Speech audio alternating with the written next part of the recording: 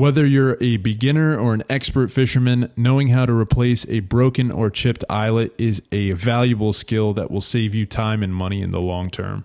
Some tools you'll need to help replace the rod tip are a box cutter or any kind of razor blade, a pair of needle nose pliers, a lighter, any kind will do, but in this video here you can see me using a barbecue lighter.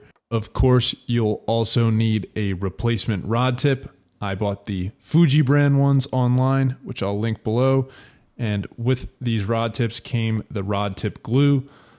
This is essentially just the stick out of a glue gun. So you could use one of those, and you could probably also use super glue or another type of glue. And then lastly, you'll need some 5-minute epoxy. I have the Loctite brand here, and I'll link that down below as well. The first step is to heat up the tip with your lighter. It's okay if the flame touches the metal, but try not to touch the fiberglass of the rod tip, as this will kind of melt it. So I like to just hover it about an inch or so beneath and move the flame back and forth for about 10-20 seconds till it's pretty warm. And then you take your box cutter and you're just going to score around where the metal meets the fiberglass. And since that you heated it up, it should be a bit easier. Once you have that done, as you can see here, I have it kind of scored around. Then you are going to heat the rod tip up again, this time for a little bit longer. And what I like to do is just keep that flame on the metal part, as this will kind of radiate down and transfer the heat through the rest of the rod tip, and you won't have to worry about burning the fiberglass. So as you can see here, I'm heating it for about 30-45 seconds, just kind of brushing it with the flame, making sure it doesn't start smoking or anything. And then after that, once the metal is heated, what you want to do is grab it with the needle nose pliers, and then you just kind of do a twist and pull until the rod tip comes off. It shouldn't require too much force, but if it is really giving you a hard time, what I recommend is grabbing your lighter again and reheating the metal even more so that it expands and should come off easier.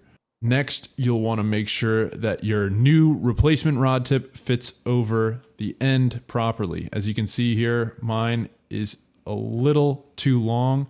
So what I'm going to do is I'm going to take my box cutter and I'm just going to shave down some of the fiberglass on the blank so that the new rod tip will fit snugly and seat all the way down, so that there won't be any extra space at the top.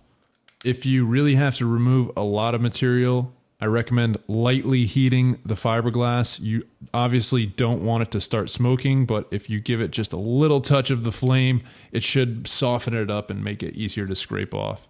Take your time and check the fit regularly, as you can always remove more material, but you can't add it back.